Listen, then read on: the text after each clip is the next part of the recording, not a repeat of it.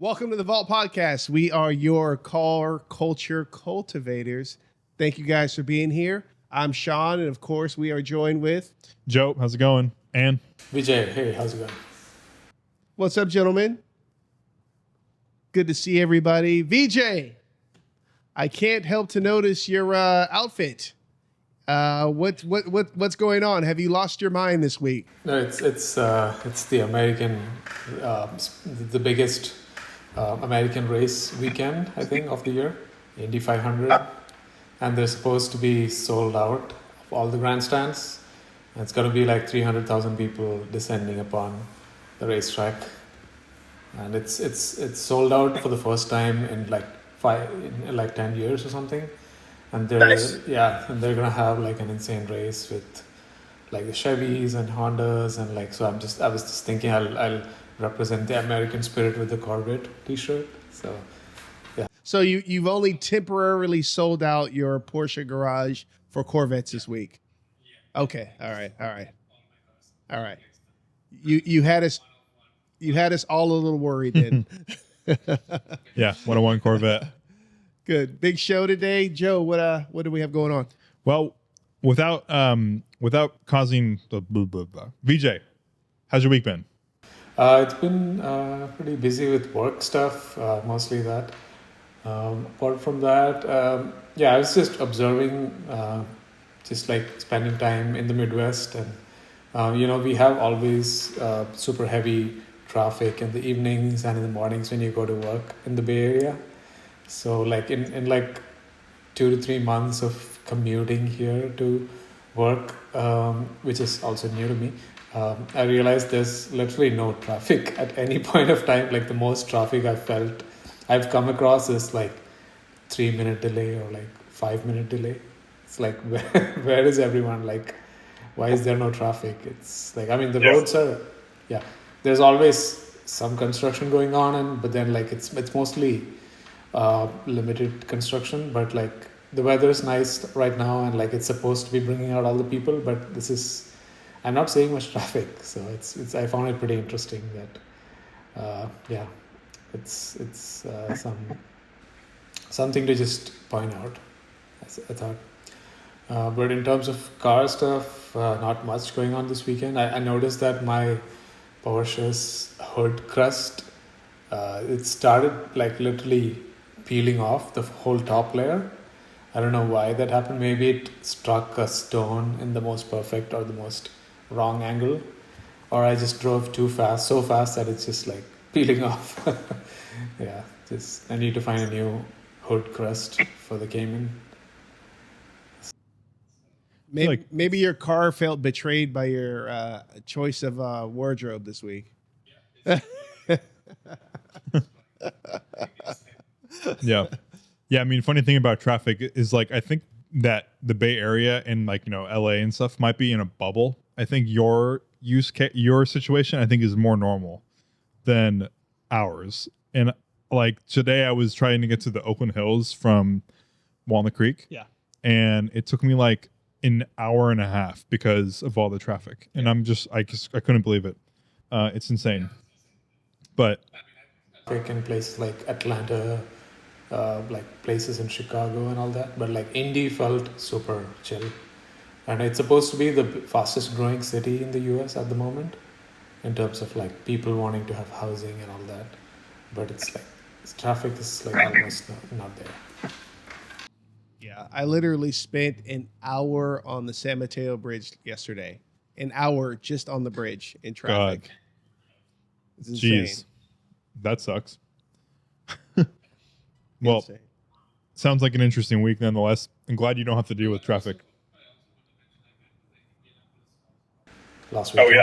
It's huge actually. Like there's only one big Cars and Coffee here, and it's really huge. I think it had probably hundreds of cars, probably like 200, 300, maybe more. And it's definitely American heavy, as you'd expect. Mostly like a lot of old American stuff, muscle cars and newer Chargers and Challengers and stuff. But I did come across a bunch of interesting things. Like there was a huge club of old British cars from like 50s, 60s, roadsters and things. So those were interesting. And I saw a couple of Citroens and TVRs and met a group of K cars. There seems to be a lot of K cars because it's easy to register them here.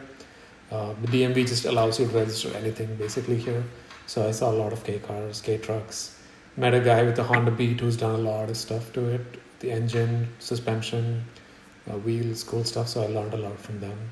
But yeah, overall, I was quite impressed. I went expecting not much, but it was super well organized with lots of volunteers guiding cars, placing them in the right spots. Big parking lot, no waits. Yeah, it was really, really good. Cars and Coffee. It's very formalized, very well organized, and it's always worth going on. Good. I'm glad there's some car culture there for you to experience while you're over there. Yeah, but that's cool. My week has been just work, literally straight up work. We're recording this on a Wednesday. Last week we recorded on a Friday, so I feel like we just recorded. So it's hard for me to explain exactly what I did other than just straight up work. But notably, I got to detail an F40 this week, which like was a resume item. Like it was fun to do, fun to take a picture of, and like show off that, you know, like a client trusted me with something that valuable. But to be totally honest with you, like the car is just like kind of a tin, flimsy piece of like, I mean, you know, I get it. Don't, Steve, you're breaking all of our hearts, Joe. Don't say that. I get the purpose. I understand the car is not meant to be like, you know, You're betraying fancy. you're betraying all of car culture. That is the holy grail. And you're tearing it to pieces right now. Yeah, and I get like the Italians were like, you know, a huge mess back in the day, and they had no idea how many cars they were making, and they were screwing things in with screwdrivers and doing all this, and you know, probably drunk the whole time. But like, you know, the doors don't close right. Like I spent literally, I shit you not, I spent like 5 minutes trying to close the passenger door correctly to the point of if I kept I'm like harder, okay, it didn't work, harder, didn't work. I'm like, okay, this is the last time. If it doesn't work, I'm gonna stop because I'm gonna fuck something up and it's gonna cost me $80,000 or something. So I finally did it and I closed it. I'm like, okay, if there's any more, we're not opening this door again. That's another thing though. You think the M3 lightweight E36 doors are light? These doors are light. This door, I like with a pinky could like poke it in the hole, it would just swing. And I'm like, this is dangerously light. Like I'm like, if you get an accident in this thing, that's it. Yeah. But like the carbon fiber finishing, like inside, it wasn't finished at all. It was just straight up raw carbon. Obviously not meant to look cool. It's not like the new stuff these days where it's like you're buying like a kind of a flex piece. Flex, yeah. I mean, you're buying an F40 back in the day because it's for a specific purpose. So I get the car as a purpose, and I value the purpose. Yeah, it's not supposed to be nice, but like the paint is so thin that you can see the carbon weave, which personally I think is really cool. But like, it's not built to be nice. It's built to be like fast and on our track. Yeah. So I get it. It was a great resume item. I don't really care too much about detailing another one, honestly, because like they don't really need to be detailed, to be honest. Like they're purpose built. I don't understand the purpose. Like just like a work truck, an F40 is very similar in that there's no point to keep like just use it. You know, it's not like it's there's nothing to clean. There's literally nothing. There's nothing to vacuum. There's nothing to wipe off. It's like the car doesn't need anything. So, yeah. Yeah, I mean, personally, I don't have a dream car to detail. I've done so many things at this point because the Bay Area is so rich in car culture that I wouldn't have anything to say. But I do think a lot of people's a lot of detail is dream cars, or like to get on the lawn and pebble, detail these like, you know, pre-war humongous boat artifact things full of brass and chrome and like such super thick, like non-original but fully restored beautiful paint. Like, you know, I've done a couple of those cars and I get it. It's much more of like a pleasure thing than a work thing. Like that, like these cars don't really need to even be detailed. They've been so meticulously built at this point that like they kind of just need to be dusted off. But like, you know, you can take it to the next level and detail them. But yeah, I mean, it's cool. Eventually they all kind of start looking and feeling the same. I'm at that point with these cars where like I could look at a $20 million car and treat it as if it, you know, I treat every car like it's my own. So like I just good care of them. So But that's enough about detailing. It's just been really busy. Happy to be busy, but just busy nonetheless. The X3, which I mentioned last week, got dropped off at my friend's shop to get some, just some basic service done that we don't need to get into. I forgot you about that. Yeah, so that'll be fun. I'm looking forward to either picking that up end of this week or early next week and starting to get some miles on it. It had some squeals and leaks and stuff, and we fix all that stuff. And I'm sure I'll find other things too eventually, because this car was, kind of sat for a couple years while it was trying to be sold. So, Nice. VJ, Joe pulled up to the shop today, and I was heartbroken to see what he was driving. And I was like, "Who are you, Joe? What's going on today? Are you okay?" It's like the Twilight Zone here at the Valt Auto Podcast today. Yeah. So the long story short, I took my grandma so she had a GLB 250 Mercedes, and it was a lemon. Like, it kept going to the shop and it kept breaking. The same thing just kept breaking over and over again. So they lemon lawed it, give it back to the dealership.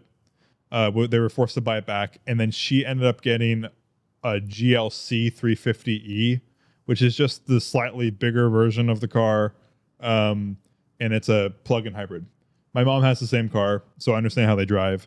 But like, this is honestly like the hybrid thing, the plug-in hybrid thing is like the thing to purchase for a daily driver. Like, this thing is so easy, so seamless. Like I think 80 miles of EV range and like 400 miles of gas range. Like, my mom went through a tank of gas in like 4 months. It's like, it's unbelievable what this stuff is. And I'm sure like in 2 years from now, both of those cars are going to be riddled with huge issues that like have all these problems. But like right now, when they're brand new,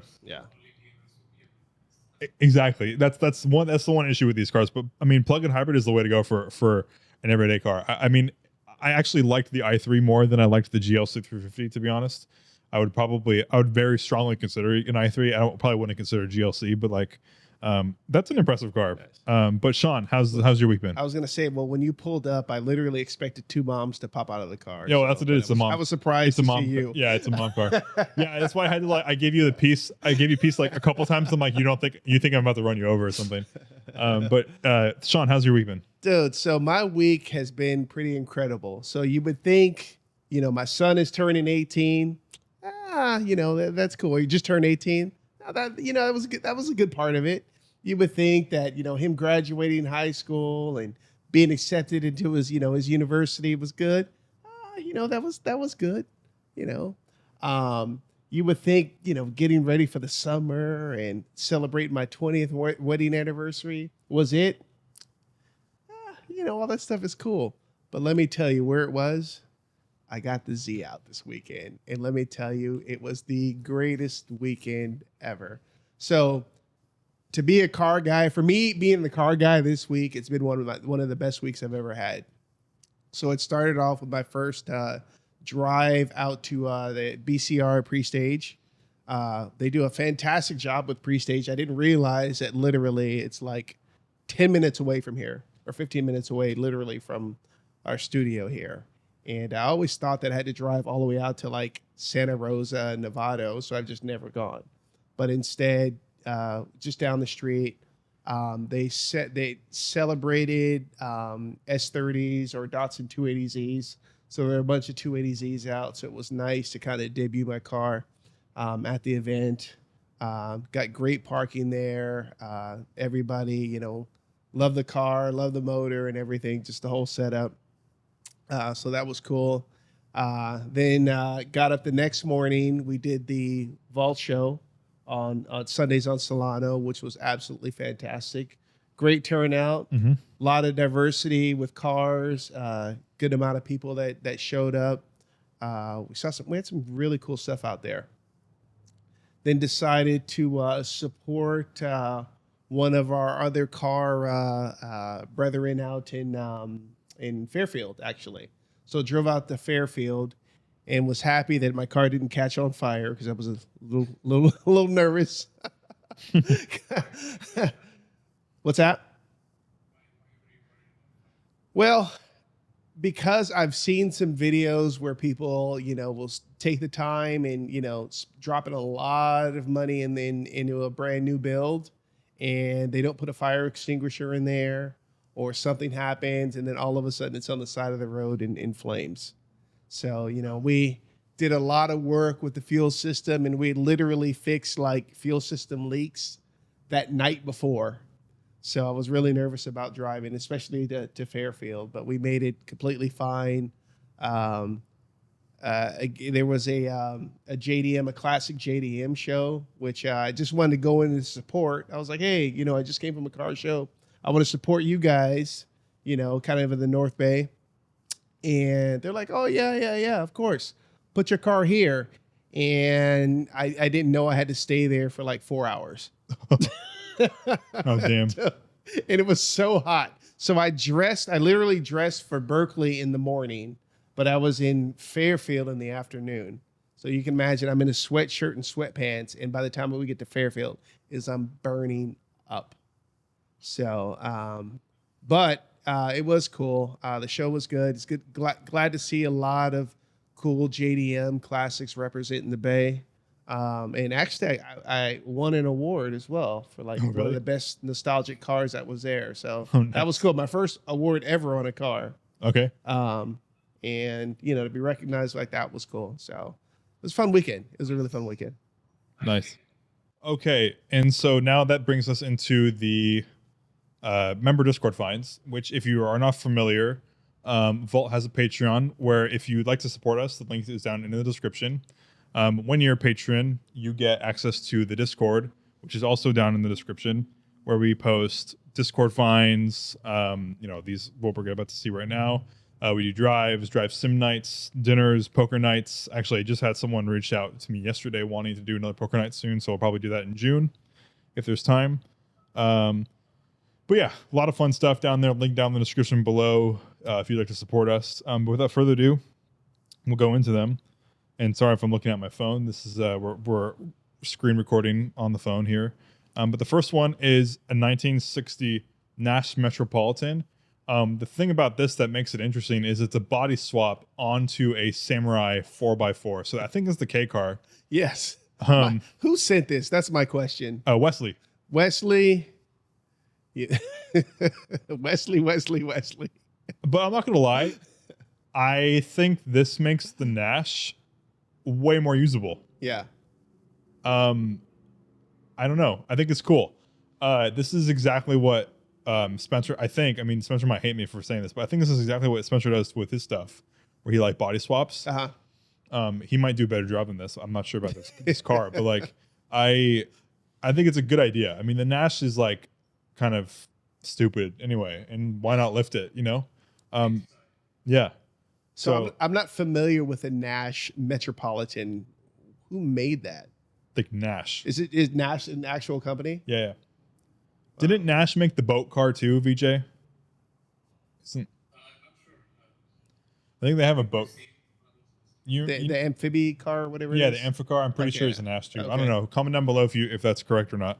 But yeah, that's the first find. Wesley found it. I thought it was going to be Spencer, but it was not. But it's a cool idea. I think it makes it more interesting. I think cool idea is a stretch on that one, Joe.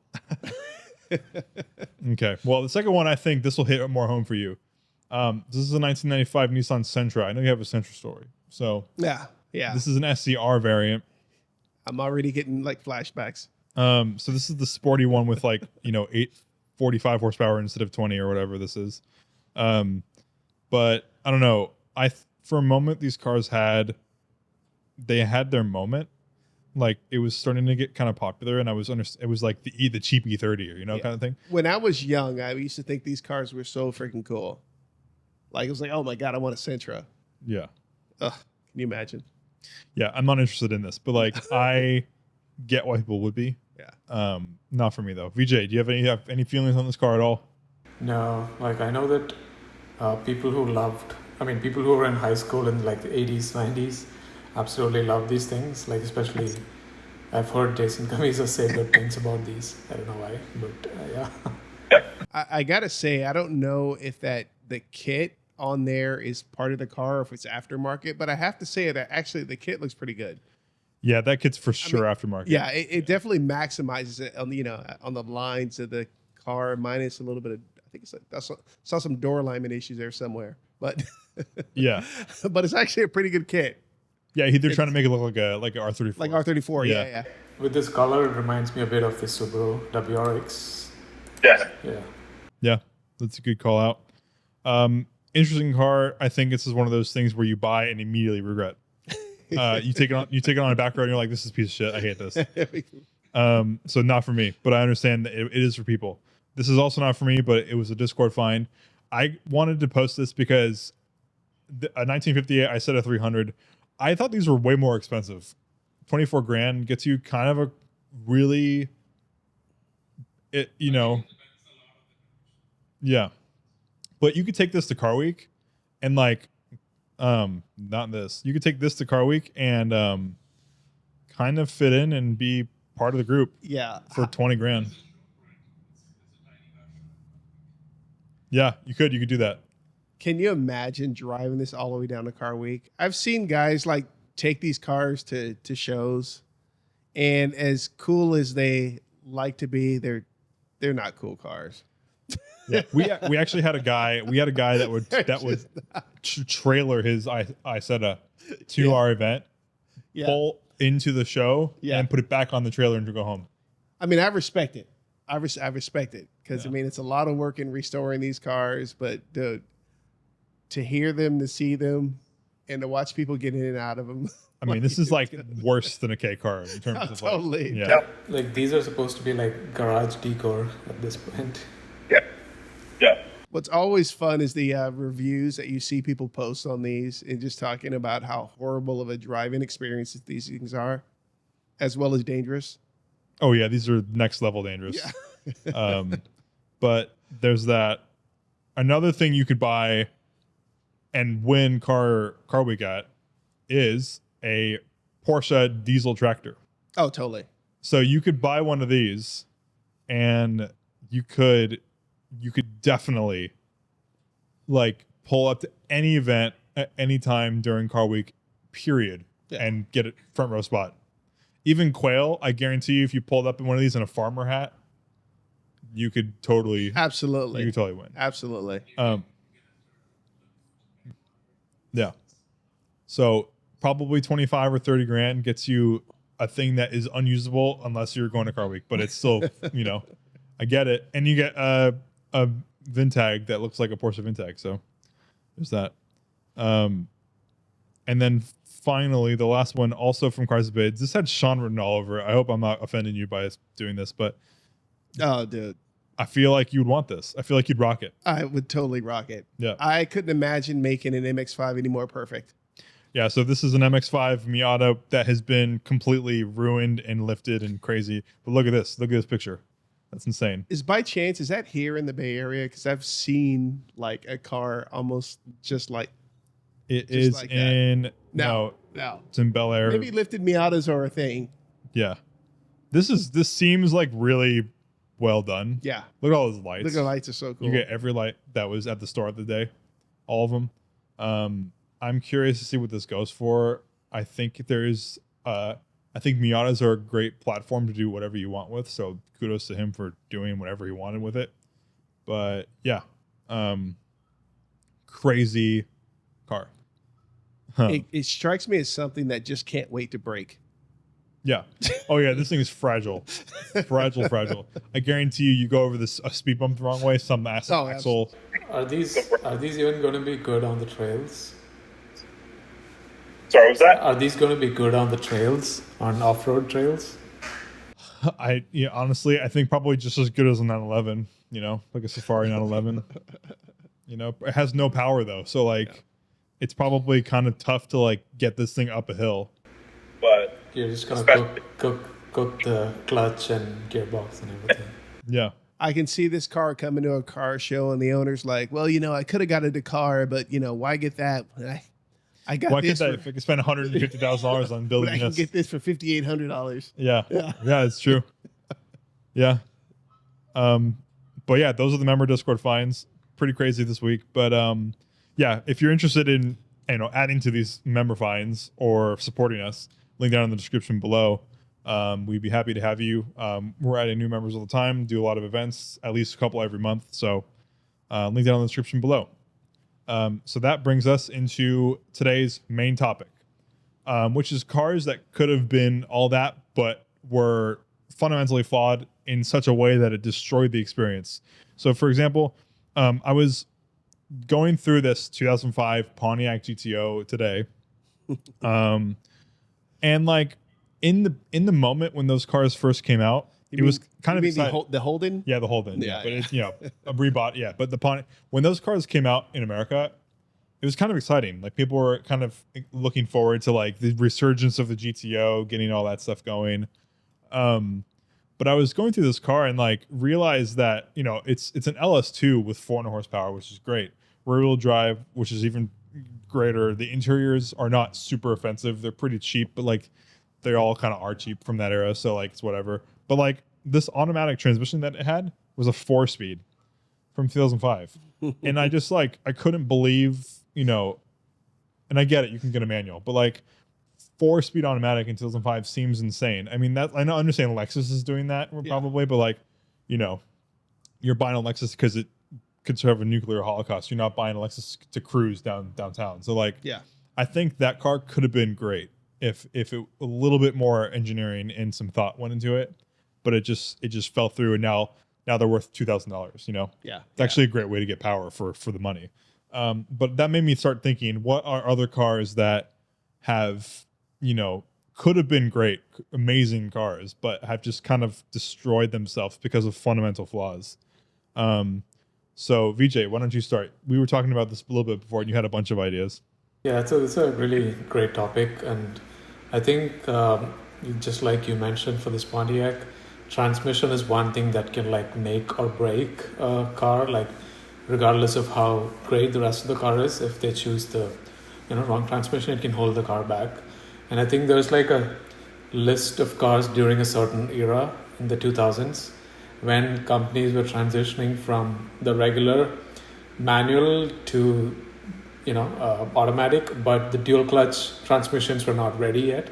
So they were like all going for these single clutch automated systems, whether it was like BMW with the SMG or like Ferrari with their F1 transmission, Maserati with their own interpretation of that, and I think even Lexus kind of went into that phase with the LFA, which was in development for a long time in the 2000s.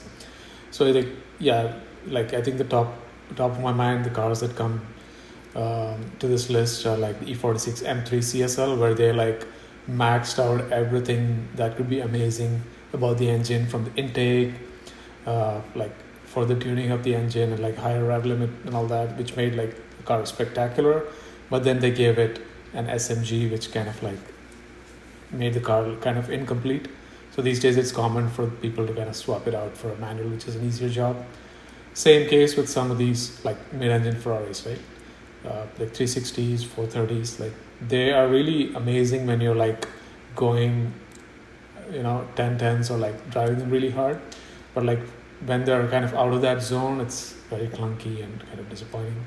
Same with the LFA, which works on very specific set of roads or like specific kind of driving. In other cases, the transmission just really, really ages and holds the car back with the Lexus LFA. So I think this whole single clutch transition period in the sports car, supercar era was a time when cars were definitely, doomed to be falling back, when the dual clutch era just was going to follow that, right? So I think a lot of cars in that era fall into this for sure. And apart from the transmission side, I think like there are certain situations where companies just did not care enough to sell or market a good car.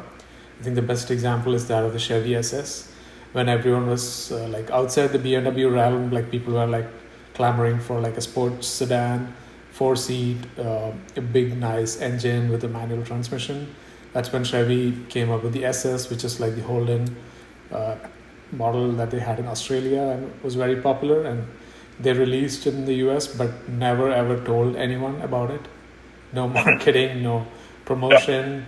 Like they had this amazing gem of a car and that platform, which is like still extremely underappreciated these days also. Like not many people know about it, but it's got like an amazing recipe of the 4-seat or like 5-seat manual, amazing LS, naturally aspirated engine. You can do like family stuff. You can do like crazy, enthusiastic driving in it, but like no one knew about it. It was like a secret, and they just like killed it, thinking no one wants to buy it. Yeah, I mean, these days those are also not very expensive. I think you can get a Chevy SS that hasn't been blown up. Yeah, 40s. Yeah, I mean, back a couple of years ago, you can get them for like 25. So they are appreciating. But going back to the transmission thing, I'm curious. I think that whole situation with the F1 gearboxes, single clutch manual stuff, single clutch automated manual stuff, I think that is one of the reasons why the enthusiast pre-owned car market in the next 10 years is going to be all over the place, because those cars, I think, fundamentally are way less valuable than, like, because of how annoying they are to drive. And so, like, a 360 with a 6-speed or whatever, 5-speed, or a 430 with a manual is so much more valuable than one with an F1 box. So I'm curious to see how that affects the market in the next 10 years, because those cars are still relatively modern. So we can say whatever we want about them right now, but like think about like a VW or like a 911 from the 60s, when they did that auto stick thing. No, not even Tiptronic, like the auto stick, where it was a manual. They had this thing in Volkswagen, or someone's, it was Volkswagen or Porsche back in the 60s or 70s. You could buy a 911 that had a manual gear, like a manual stick shift with no clutch pedal. And whenever you took the car out of the gear, it would simulate the clutch, and you put it in. Those, I guarantee you can get an air-cooled 911 right now with an auto, whatever they're called, auto manual stick thing, probably for like 80% less than you can get for anything else. So that's actually a buy, in my opinion, because the other ones are so much more expensive. But I'm pretty sure the auto sticks, you have to shift. So it's like completely useless. It's completely useless. It's stupid. But they had a thing. It was a thing, to remove the clutch pedal. I don't know how it works, but I know it exists, and I know that they're worth nothing. And along the lines of that, if you try to follow the line of like pieces of technology that have just fundamentally altered the market of cars, any car that was built in 2016 or 2017 that was an enthusiast car, or a car that was considered luxurious, pales in comparison to anything made from 2018 and up, even if they're the same generation, because in 2018 CarPlay started. And so if you look at the GTI market, in 2017 you can get a Golf GTI, and it's the exact same car as the 2018 GTI, but without CarPlay, 30-40% less. Yeah. Literally 30-40% less. And so that, although the technology wasn't there in 2017, that fundamentally ruins an experience for people, because they want the 2018s. Like you see all these GTIs, I think the Mark 8 was kind of like a huge downgrade on the 7.5 because of the capacitive touch UI UX that they had. The car became like unusable, or like it was a huge deal breaker. And in the dot 2 version, they just reverted all that and said we're not going to do capacitive touch anymore. So that phase of capacitive touchscreens have been like almost removed by manufacturers now, saying it was wrong. So that totally was a deal breaker for those cars. Yeah. Shaun, what are you thinking? Yeah, so it's funny. So you had mentioned your car was a GTO 2005. A 2005 GTO, and VJ mentioned the Chevys, the Chevy SS. And what's funny is we're all like speaking the same language. So I don't know what it is about 2005, and that's without even talking to you guys. I was like, as soon as when you asked this question, I'm like, oh, I already know what era it is. It's at those early 2000s car, and it's, for me, it started with all those the throwback kind of cars, like the Prowler, the PT Cruiser, right? Where, I mean, there was all this publicity about, them bringing, like, all the, the manufacturers bringing in these great cars of yesteryear, but, having a newer spin on them, integrating newer technology and everything. And, I was like, in my 20s back then. So this was like, when I was like really, really into cars. And all of these cars came out and you're like, oh my God, these things are freaking terrible. You ride in them, they're terrible. Yeah. Yeah. So Yeah. I mean, you're not only you talking about bad transmissions, but you're talking about like lackluster engine choices that they were putting in these as well. Mm-hmm. So not even talking about like the the Volkswagen or the what else did they do? They did a Volkswagen, they did a Thunderbird, but like the Prowler, I actually just pulled it up and was just looking at it. The Prowler, 240 horsepower V6, something like that. 253 horsepower out of a V6. Yeah. It's terrible. And Yeah. you look at that car deserved a V8. Yeah, it makes you wonder if they put so much money and time into designing like something crazy that they just ran out of budget and were like, just throw the V6 in it from the Lumina or something and just like call it a day. Because a V8 Prowler probably would be a collectible asset now. Yeah.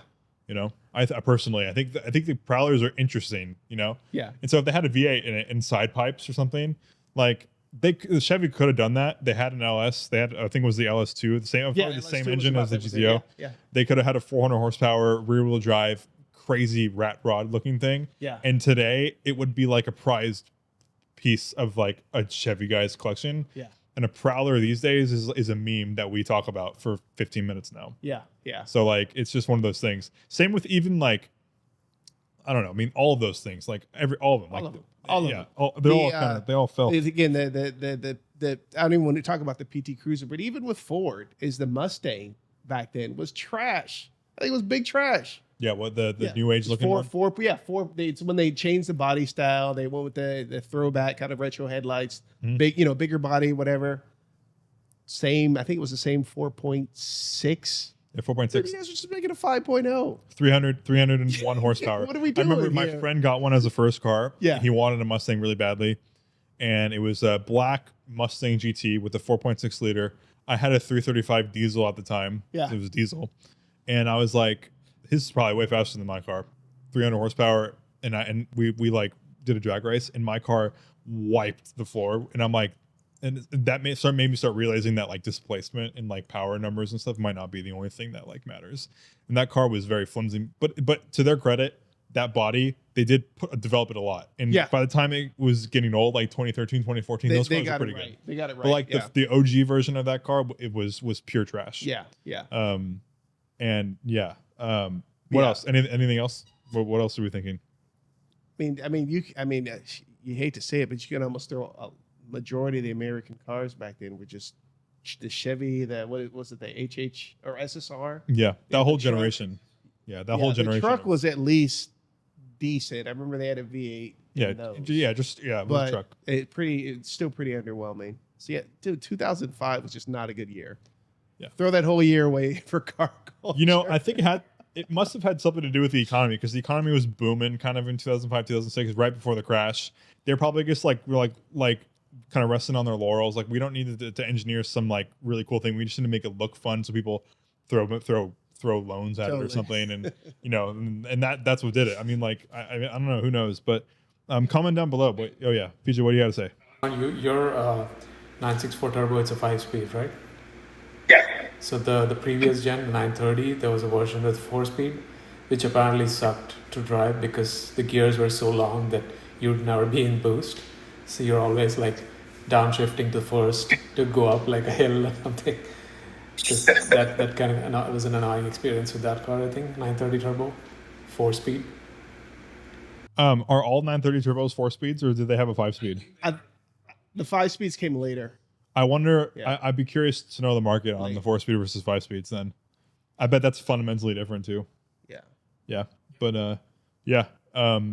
But yeah, comment down below what you guys think. I'm sure that there are other things that we're missing, but I had when we were talking about this in the group chat, I had a lot of it was like very fun, so we needed to talk about it. Yeah. Okay, and so the next segment of this podcast is a new segment. We're gonna call it Own, Drive, or Delete. So think about marry, kiss, kill, marry, fuck, kill. Sorry, children, if you're listening to this, but I thought it'd be fun to kind of pick 3 cars. Maybe we'll do this every week for a little bit.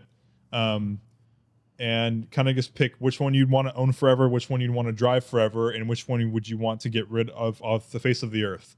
And that means that all memories of that car are also gone with it. So you have to kind of consider this. So when you say own forever and drive forever, like, can I still drive it if I own it, or I just own it as a something you'd want to own, something Okay. you want to drive and maybe give back? Okay, let's got do it. that. Okay. It makes more sense. Okay. So we'll own forever, drive and give back. Drive hard, put away wet, kind of thing. Okay. And then delete from humanity third. So the three cars that I chose this week are an E46 M3, an FD RX7, and a Mark IV Supra. So Shaun, why don't we go to you first? Which one would you own? Which one would you drive? Which one would you delete? And try to elaborate if you can. Okay, so an E46 M3, I mean, just a classic all-time car, right? BMW M3 at its arguably peak. An RX-7, again, if you're looking at that car, I mean, you're talking about, obviously rotary. You're talking about one of the best well-designed compact sports cars. And then the MK4 Supra. Oh man. Own, drive, delete. Okay. This is a tough one. This is a challenging one. Yeah. Okay. So the car that I would want to own, but I would have no business owning it, would be the RX-7. Only for the fact that, again, being a big Fast and Furious guy, Tokyo Drift, the car in that, was just like one of my all-time favorites. And they look good, stock as well. But those cars are actually kind of pieces of crap too. Just the interiors they're just hella plasticky, ultimate. So that I would actually have to delete that one. Okay. I would have to delete the So RX-7. delete it from the face of. But I give it it's all respect. Yeah. I give it the respect. Okay. Fair enough.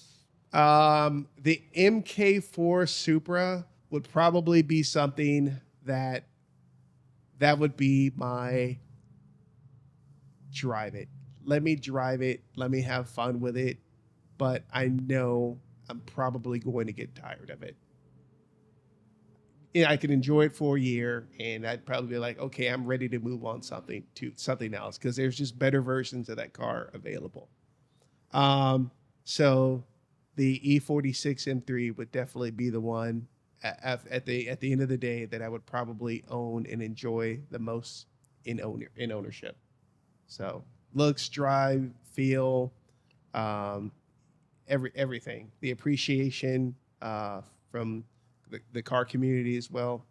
Mm-hmm. E46 M3. Yeah. So I am struggling. I'm not struggling with my first choice in drive. I think the FD-RX-7, just like what we talked about last week with rotary RX-8s, track day specials that you blow up and get rid of and repeat, I think an RX-7 FD would be the ultimate ideal car. I think even without, like, off of this list, that I would choose just to drive the shit out of and give back. Yeah. Because I can get it to 9,000 RPM or whatever that rotary goes. I could beat the shit out of it, not care about the apex seals, not care about anything else. Give it back. Doesn't matter if it's losing compression. It's not mine. I'm just driving it and enjoyed it. Where I struggle now is whether I'd own the E46 or own the Mark IV. The E46 is iconic. The Mark IV is also super iconic. Yeah. It's really hard to delete one of those. Personally, I'm gonna probably have to go with the E46 to own because I'm a BMW guy, and I might get hate for this, but I think driving the Toyota Supra, I've never driven one before, so don't quote me on this, but I'm pretty sure a Mark IV Supra, when you're driving it around, feels pretty much normal. Yeah. And like pretty impressive, and this looks cool. But if you were to delete that off the face of the earth, I really don't think car people would ever even wish that Toyota made something like this. Yeah. I think they'd be like, yeah, the MR2 is cool, or yeah, this is cool, or yeah, that was cool. But if the Supra never existed, I don't think they would care much. Yeah. I do think they would. I think the world of cars would care if the E46 M3 wasn't around, because that is the iconic M car. I think, period, for ever. Yeah. Um, My fear is with the Supra, like, driving it around at one point, I might look in my rearview mirror and like, am I getting too old for this thing? yeah, it's like a Right. racer. It's like it's a racer boy car, but then inside it feels like I'm just in like a Lexus sedan. Yeah. And so it's like it's in a weird spot where like I don't think it feels like when you see them on the road, you're like, oh shit, it's a Supra, but it's because we're car people. Yeah. Like if you saw if like a regular person saw an E46 M3, an FDRX7, and a Supra all in a line, they would only, in my opinion, they would only assume that the M3 and the RX7 were together. I don't think they would think the Supra was with them. So I'm on the freeway the other day, and there's a MK4 Supra right behind me, and I'm like, oh, freaking cool. So I'm slowing down because I'm like, let's see what it looks like and everything, and I enjoy the sound of them and everything. And as it gets closer, I'm like, is that a car bra? And sure enough, it was like a car bra, and it's like this old school lady who's obviously had the car since Yeah. since it came out. That's the thing. That's the thing. Like super no old ladies own FDRX7s or M3s and have car bras on them. The Supra is too normal, which is why I deleted it. I think no one would care about it.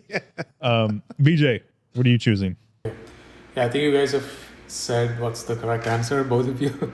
Not much to argue about that. I think the easiest car to own is obviously the E46 M3. It does everything you need, and it's got an amazing aftermarket support, amazing community to fix them, modify them, keep them running. The knowledge base and the documentation of those are like pretty impeccable on forums, and generally the knowledge base is really good. So it's very easy to own and own for a long time, I think, and it's gonna get respect everywhere it goes, any kind of group it shows up at. And I think the FDRX7 is one of the most beautiful cars ever made. I think Tomatano, the designer of NA Miata, also designed the FDRX7. So I have a lot of respect for the work that he has done on that car, and it looks like it still came out like last year. That's how fresh that design is. And I think out of these three, the most adrenaline rush or like the most exciting car of these three to drive would be the FDRX7, because how different it is from anything else. The rotary engine noise and like the sort of turbocharged noises and all that it has just in stock form. I think it's going to be super special feeling to just like rip on a back road and just give it back before it explodes. So that's again my answer for drive. And like this might be quite controversial. I think the Mark IV Supra in stock form might be a bit boring. I think that's probably why everyone basically just ended up modifying it and making them 1,000 horsepower, 2,000 horsepower and whatnot. It's it's not as sporty as you might expect in stock form is what I've heard. Quite heavy. It's not. I think it was meant to be like a blank canvas for tuners to make what they wanted out of it. So that whole culture surrounding is obviously iconic, and there's an endless list of amazing builds that's around. You can see at SEMA and whatnot. So it's definitely going to be sad to see all that culture surrounding it be deleted with all the tuner culture and like Fast and Furious and all that. But I think it's in terms of like stock form, I would definitely take the E46 for owning, FDRX7 for driving, and Supra to delete. Yeah. So I gotta change my mind. I'm sorry. We're all going the same? I need a mulligan. After hearing everybody as well and really thinking about it, owning, I think, dude, especially if we're all gonna own one, I definitely don't want the same car you guys have. So I might have to own the RX-7 just so I can do a veil side kit on it. only for that reason. Yeah. Go crazy. So I might the driving, definitely the M3, the Supra would have to go. Final answer, Supra's gone. Supra's gone. So this brought up an interesting question while you guys were both talking about the Supra, and I was kind of going through why the Supra. I can think VJ and I have the same idea, but the Supra is being kind of too normal almost. Yeah. And forgive me if I'm wrong, I haven't watched any of the Fast and Furious. I've only watched Tokyo Drift here. The reason why the Mark IV Supra is so popular is Fast and Furious franchise, right? It's like that's like made its thing, or one of the reasons, but I'd probably say the minority of the reasons. I mean, for the simple fact that I know you can tune those engines to just do crazy horsepower. Is I would say in my reason, and the looks. I mean, they look good. Yeah, they as look well. I'd probably see more than that. Than I mean, certainly the Fast and Furious had played its part in it, but I mean, you don't see too many orange Supras with shitty decals on them. Yeah, it's valid. Yeah, because I was gonna say like, where is the Mark IV Supra in our culture if Fast and Furious never existed? I still think the RX-7 has a spot because of the design and the weird engine, but the Supra, if you take away the tuner culture, is just a straight 6 turbocharged Toyota. Yeah, you can say that for the RX-7 as well. Yeah, but the RX-7 is like a weird rotary, like this is like it's an engineering idea. Yeah. The E46 M3 has individual throttle bodies and like flared fenders and a hood bump, and like the Supra is like supposed to be like the everyman's like modest sports car. Yeah, and it just so happened that because it was turbocharged, you could replace the turbos and build it out to make 2,000 horsepower. So I almost wonder if like stock for stock, the Supra is nothing compared to the M3 and the RX-7. Just in terms of like I think ownership, experience, cultural significance. And once you get into tuner culture, the Supra is, I think, even beating the M3 honestly in terms of significance. But yeah, I don't know. It was an interesting idea. I kind of figured that Fast and Furious had a bigger role to play with the Supra. I don't know anything about that culture. I guess they turbocharge the shit out of those cars and make them powerful. But yeah. Anything else? Yeah.